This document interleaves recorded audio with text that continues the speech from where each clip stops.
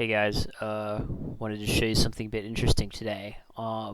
So as those who have been paying attention to me know, I've been playing a lot of Goat format in the past few years. Like I don't really play current format so much anymore for Yu-Gi-Oh. So one of the things that I hear a lot from newer Goat format players who aren't very experienced is that like Trinity is like unbeatable in the early game. Like if my opponent went first, they opened Pot of Greed Delinquent Duo, it's just impossible to win. And I'd always told people that that was not really the case. Uh, Primarily because I think it's like a poor attitude to have. Like you shouldn't ever think to yourself, "Oh, the game's over," when it's actually not over yet, because that's going to like affect your mental state and affect your play. Um, but also because from my experience, a good player could easily come back after an early game Trinity, and not only that, it's very satisfying to do so. I find those are like I like having to play from behind and make the comeback. That to me feels much more satisfactory than just like being ahead like the whole game. So, but I still hear this today. So what I wanted to do is I actually wanted to see to what extent they're right. Like how good precisely is early game Trinity. Some combination of it. Not necessarily like all three Trinity pieces turn one, but like if someone has a pot of greed in the first three turns, like how much statistically is that going to increase their chances of winning? So that was what I did here. So I went through uh, all of the games that had replays on Dueling Book that were Go format. So once you go back to a certain point, like they don't have replays because I guess they weren't enabled yet. But in total, I looked at 101 games. I looked at every single game that had a replay. I didn't throw any out.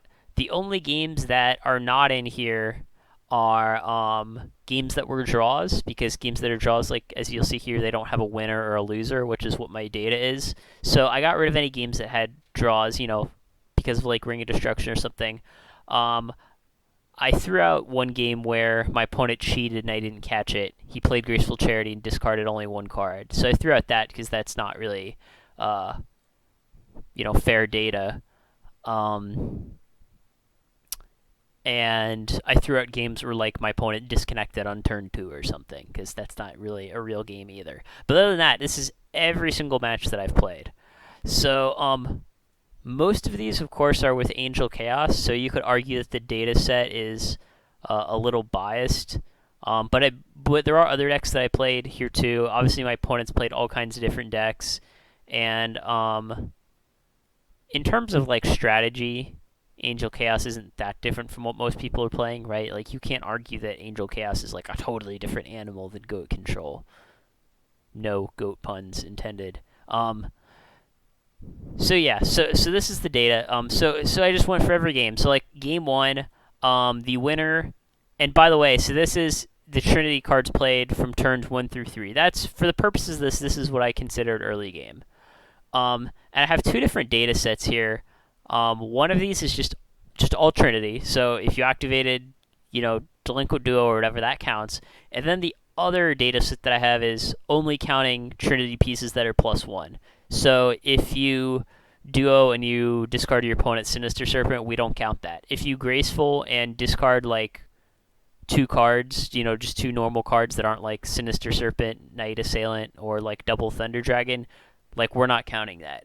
So, and I did this, just so that we could have two different data sets, because some people might argue that, oh, well, maybe people are just playing their like Graceful Charities really poorly, and that's like affecting the numbers. So the +1's only column kind of compensates for like the bad play aspect potentially affecting the data.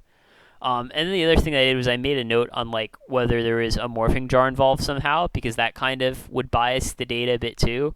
Like if someone opens Trinity and then the other person has morphing jar, and then they win because of it, you can't really say that that like the Trinity didn't help them. The Trinity did help them. Their opponent just had Morphing Jar. But it turns out that in all the games I play, I usually don't play Morphing Jar myself, and I'm good at playing around it for my opponents. So it actually didn't really affect the data at all, but I wanted to take notes as I was going just in case it did. So yeah, so like game 1, for example, the winner played 0 Trinity, the loser played 2 Trinities. Game 2, the winner played 1 Trinity, the loser played 0. And then some you'll see the +1s column here is like different from the all Trinity column here. So like in game 3, the winner played 2 Trinity pieces, but of those 2 Trinity pieces, only one of them was a +1. So that was probably like they played Graceful Charity and discarded 2 cards that weren't like Sinister Serpent, for example. And you'll say, similar thing here. Obviously, the +1s only is always going to be equal to or smaller than the all Trinity data set, because this is still only counting Trinity. We're not talking about like snatch deals or something. So I did this for 101 games, and then I had 2 things. So here I computed the average number of Trinity pieces that the winner had, and that was about 0.72. So basically, that is less than 1.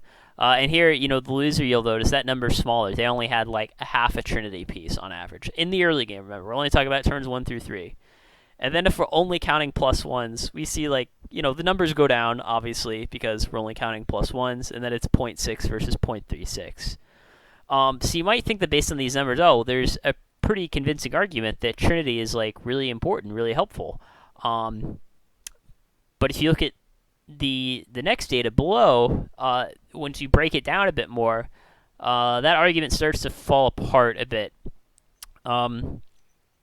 So here I counted the columns, right? So, basically here in Excel, I counted out of all the winners, how many times did they have exactly 0 Trinity pieces. So the winner had exactly 0 Trinity pieces 51 times versus the losers 66.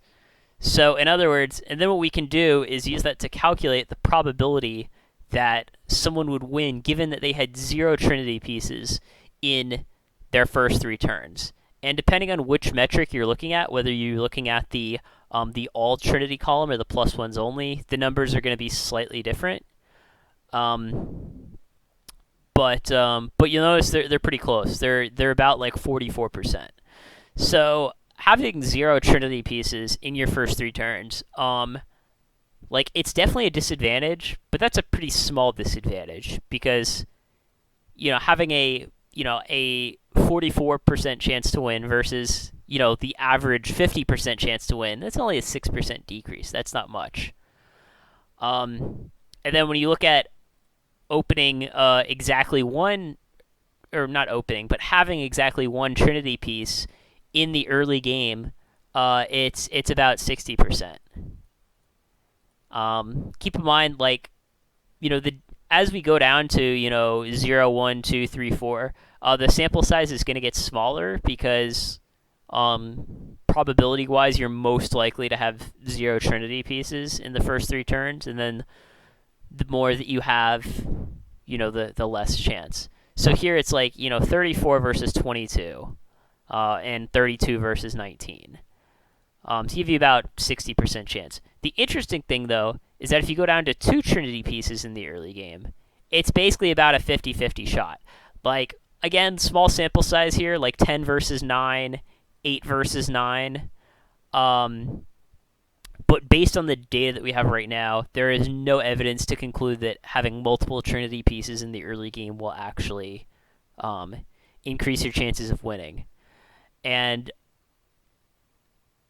perhaps this is just this just happened by chance. Maybe in reality, having 2 Trinity pieces gives you a 70% chance to win, and the person who had 2 Trinity pieces, they just got really unlucky over this sample.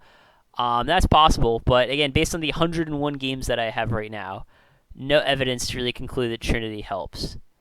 And then here, if we look at the number of times someone had 3 Trinity pieces, if we're just counting, Trinity without regard to whether it was a +1 or not. It's basically 5 versus 4. Again, about 50% chance. However, if all three Trinity pieces were a +1, so that was you had like Pot Agreed into Delinquent Duo discarding 2 actual cards, into a Graceful Charity discarding a Sinister Serpent. Then it goes up to 3 versus 0. Again, small sample size. We can't really say anything about that. And then having 4 Trinity pieces, it's 1 versus 0. And the way that you would have 4 Trinity pieces is if you had like all 3 Trinity plus Magician of Faith, or 2 Trinity pieces plus 2 Magician of Faiths. So yeah, I mean that kind of goes over what we have here, and so what can we say? Like what's like the so what factor here? The so what factor is really the fact that my personal opinion, this is kind of my opinion didn't really change before and after I looked at this data. I mean maybe slightly, but my opinion is that having Trinity in the early game, like it helps.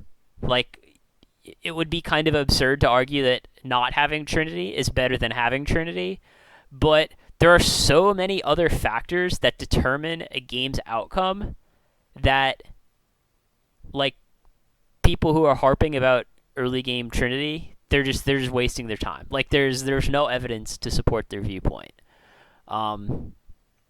Because as you can see, there are a number of times where people had multiple Trinity pieces in the early game and still lost. We can see it here in the data. It happens. So, like I said, you never want to count yourself out in like any match in general before it's over. I mean, that's just not good. No one who's a professional at anything will tell you that. It's the same thing in sports. If it's fourth quarter, whatever, 1 minute left, and the other team's ahead by 1 billion points, you never count yourself out, even though it's unlikely for you to win. But in this case, it's not even that bad. It's like, okay, my opponent, had 1 or 2 Trinity pieces. Okay, now they have like a 60% chance to beat me instead of a 50% chance. Like that's basically not even noticeable. I mean, that's nothing. You can overcome that.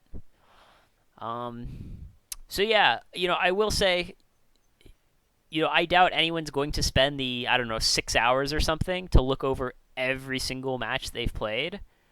But for the people who have played a ton of matches on Dueling Book and can view all of your replays, go do this yourself. Like, don't take my word for it. And I think you might be surprised what you find. I think you'll find something pretty similar. That, yeah, on average, the guy with Trinity has a higher chance to win, but it's not as much as you think. It's not 90-10. It's not 80-20. It's like 60-40.